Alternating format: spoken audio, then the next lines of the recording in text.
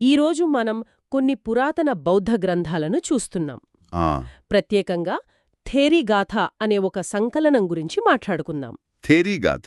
అంటే దాదాపు 2,500 సంవత్సరాల క్రితం బౌద్ధ సంఘంలోని సీనియర్ సన్యాసినులు చెప్పిన పద్యాలన్నమాట.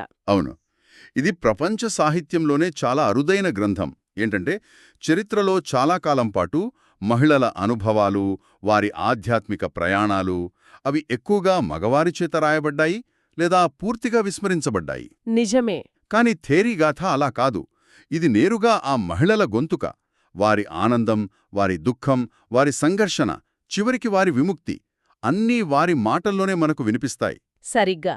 అయితే ఈరోజు మనం చర్చించబోయేది ఒక రకంగా షాకింగ్ పద్యమని చెప్పొచ్చు. ఒక పవిత్ర గ్రంథంలో ఉండటానికి ఇది కాస్త కఠినంగా, చాలా వ్యక్తిగతంగా అనిపిస్తుంది. అవునా? ముత్త అనే ఒక సన్యాసిని చెప్పిన స్వేచ్ఛాగీతమిది. అసలు ఈమె ఎవరు? ఇంత తీవ్రమైన మాటలు పలకాల్సిన అవసరం ఆమెకు ఎందుకొచ్చింది? ఇది ఒక మిస్టరీ లాంటిది. ఆసక్తికరంగా ఉంది. దీన్ని ఛేదించడానికి మన దగ్గరున్న ఆధారం ఆ పద్యానికి సంబంధించిన వ్యాఖ్యానం. ఈ రెండింటినీ కలిపి ఆమె కథను కొంచెం లోతుగా చూద్దాం. మంచి ఆలోచన. ఎందుకంటే పద్యం మనకు ఆవిడ భావోద్వేగాన్ని చూపిస్తే, వ్యాఖ్యానం ఆ భావోద్వేగానికి కారణమైన జీవితాన్ని మన ముందు ఉంచుతుంది. అయితే ముందుగా ఆ పద్యమేమిటో చూద్దాం. చాలా సూటిగా, బలంగా ఉంటుంది. నేను విముక్తురాలను, చక్కగా విముక్తురాలను, నన్ను వంచిన 3 వస్తువుల నుండి విముక్తురాలను: రోలు, రోకలి మరియు నా గూని భర్త. ఒక్క క్షణమాగాలి. ఈ మాటల బరువును గమనించాలి. అందులో ఎలాంటి అలంకారాలు, దాపరికాలు లేవు. చాలా పచ్చిగా ఉంది.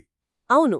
రోలు, రోకలి అనే నిర్జీవ వస్తువులను, తన భర్తను ఒకే జాబితాలో చేర్చింది. వాటిని తన బంధనాలుగా ప్రకటించింది. ఇది చాలా ధైర్యంతో కూడిన ప్రకటన. నిజమే. ఒక ఆధ్యాత్మిక మార్గంలో ఉన్న సన్యాసిని నుండి ఇలాంటి మాటలు వస్తాయని మనం ఊహించాం. ఇక్కడే నాకో ప్రశ్న మొదలవుతోంది. ఆమె దృష్టిలో ఆ 3 వస్తువులు ఎందుకు సమానమయ్యాని? మంచి ప్రశ్న.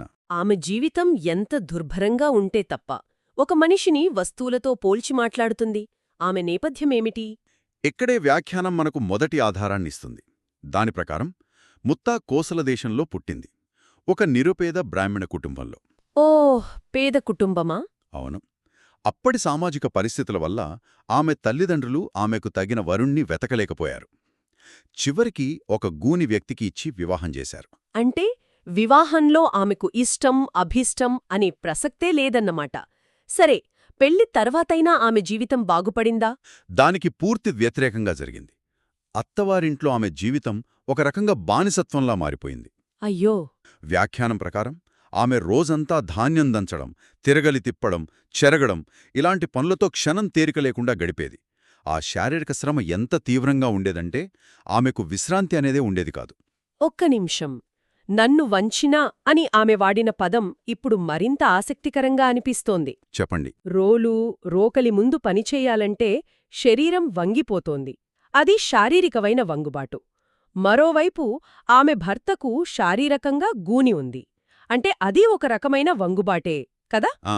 ఈ రెండింటినీ కలిపి చూస్తే ఆ పదం కేవలం శారీరక స్థితి గురించేనా, లేక ఆ బరువుతో తన ఆత్మ కూడా వంగిపోయిందని చెప్పే ప్రయత్నమా? సరిగ్గా ఆ పాయింట్కే వస్తున్నాను.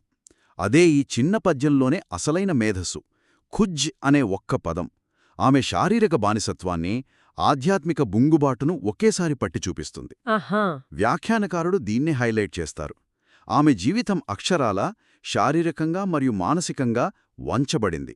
ఆ 3 విషయాలు ఆమె అస్తిత్వాన్నే కుంగుదీసేయనమాట. ఇప్పుడు చిత్రం స్పష్టమవుతోంది.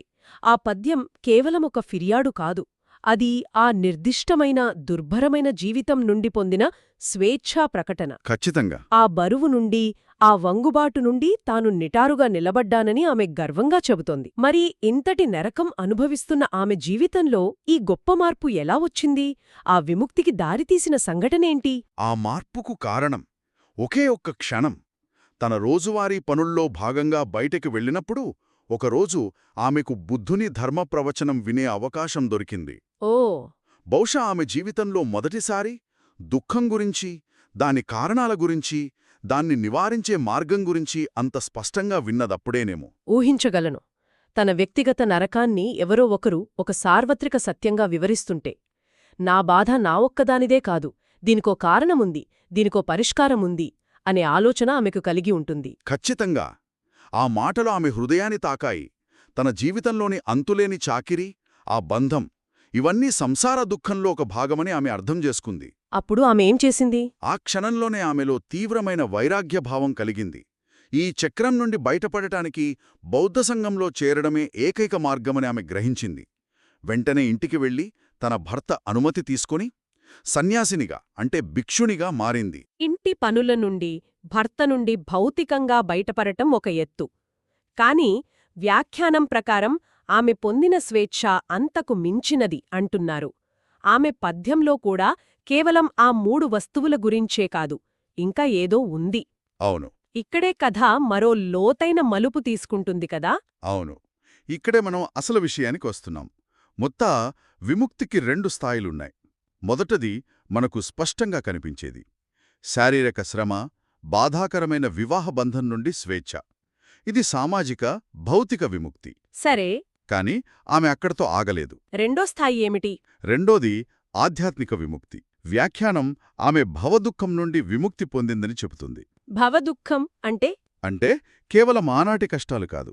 ఇది మనందరికీ తెలిసిన ఒక అనుభవం. జీవితంలో అన్నీ బాగున్నా కొన్నిసార్లు లోపలేదో ఒక వెలితి, ఒక అసంతృప్తి ఉంటుంది కదా. ఇంతేనా జీవితం అనిపిస్తుంది. అవును, ఉంటుంది. ఆ అంతులేని పునరావృతం నుండి, ఆ ప్రాథమిక అసంతృప్తి నుండి ఆమె బయటపడింది. అది అసలైన విముక్తి. భవనెత్తి సమూహత అంటే నేను జనన మరణాల నుండి విముక్తి పొందాను, పునర్జన్మకు దారితీసే మార్గం నశించింది. వావ్! ఆమె కేవలం ఒక చెడ్డ పెళ్లి నుండి బయటపడలేదు, ఆమె మొత్తం అస్తిత్వపు దుఃఖం నుండే బయటపడింది. ఇది అద్భుతం. ఆమె తన రోజువారీ జీవితంలోని బంధనాలను విశ్వవ్యాప్తమైన తాత్విక బంధనాలతో ఎలా ముడిపెట్టిందో చూస్తుంటే ఆశ్చర్యంగా ఉంది. అవును. ఇక వ్యాఖ్యానం ఈ పోలికలను మరింత ముందుకు తీసుకెళ్లిందని మనకు తెలుసు. ఏవైతే ఆమెను బంధించాయో అవే ఆమె విముక్తికి ప్రతీకలుగా ఎలా మారాయో. ఇది చాలా ఆసక్తికరమైన కవితాత్మక పరివర్తన. వ్యాఖ్యానకారులు ఆమెను అణుచివేసిన వస్తువులనే ఆమె ఆధ్యాత్మిక విజయానికి రూపకాలుగా మార్చారు. ఉదాహరణకు ఆమె రోజూ చాటతో ధాన్యం చెరిగేది. వ్యాఖ్యానం చెబుతోంది, చాటతో తాలు, పొట్టును వేరు చేసినట్లు నువ్వు నీలోని మలినాలను, అశాంతిని, క్లేశాలను చెరిగావు అని. అంటే ఆమె చేసిన ప్రతి పని ఆమె ఆధ్యాత్మిక సాధనకు ఒక ఉపమానంగా మారిందన్నమాట. ఏ పనైతే ఆమెకు నరకంగా అనిపించిందో అదే పని ఇప్పుడు ఆమె అంతర్గత శుద్ధికి ప్రతీకగా మారింది. ఖచ్చితంగా. ఇంకో ఉదాహరణ తిరగలి. సంసారమనే తిరగలిలో జీవులు నలిగిపోతూ అంతులేని చక్రంలో తిరుగుతూనే ఉంటారు. అవును. కాని ఆ తిరగలిలోనే నలిగిపోకుండా ఆ చక్రం నుండే బయటపడింది.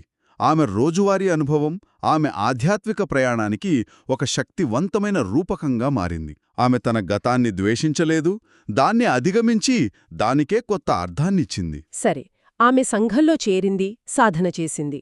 అయితే ఈ జ్ఞానోదయం, ఈ సంపూర్ణ విముక్తి ఆమెకు ఎలా లభించింది? సంఘంలో చేరినంత మాత్రాన ఇదంతా జరిగిపోయిందా? లేక అక్కడ కూడా ఆమె పోరాటం కొనసాగిందా? ఇది చాలా కీలకమైన ప్రశ్న. ఇది తక్షణమే జరగలేదు. వ్యాఖ్యానం ఈ విషయాన్ని చాలా స్పష్టంగా చెబుతుంది. ఆమె ఎప్పుడూ సోమరితనాన్ని ప్రదర్శించలేదు అని ప్రత్యేకంగా పేర్కొంది. అంటే గృహజీవితంలో ఎంత శ్రమించిందో బహుశా అంతకంటే ఎక్కువ పట్టుదలతో ధర్మసాధనలో శ్రమించింది. అంటే ఇంటి చాకిరీలో చూపిన శ్రద్ధనే ధ్యానంలోనూ సాధనలోనూ చూపిందనమాట. శక్తి అదే, కానీ ఆ శక్తిని ప్రయోగించే లక్ష్యం మారింది. సరిగ్గా. ఆమె తన శక్తిని, పట్టుదలను ప్రాపంచిక బంధనాల నుండి ఆధ్యాత్మిక విముక్తి వైపు మళ్లించింది.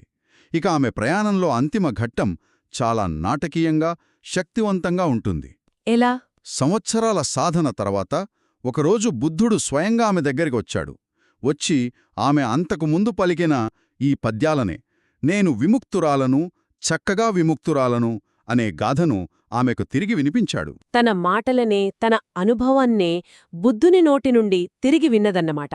అది ఆమెకు లభించిన అంతిమ ధృవీకరణ, ఒక రకంగా అల్టిమేట్ కన్ఫర్మేషన్. అవును. తన వ్యక్తిగత బాధ, తన స్వేచ్ఛా ప్రకటన ఇప్పుడు విశ్వగురువు చేత గుర్తించబడిన ఒక సార్వత్రిక సత్యంగా మారింది. ఆ మాటలు విన్న వెంటనే, ఆ క్షణంలోనే ఆమె సంపూర్ణ జ్ఞానోదయం పొంది అర్హంతురాలయింది. ఆమె కథ కేవలం ఆమెదిగా మిగిలిపోలేదు. అది అందరి కథగా మారింది. సరిగ్గా. ఈ మొత్తం కథ నుండి మనం గ్రహించాల్సింది ఏమిటి?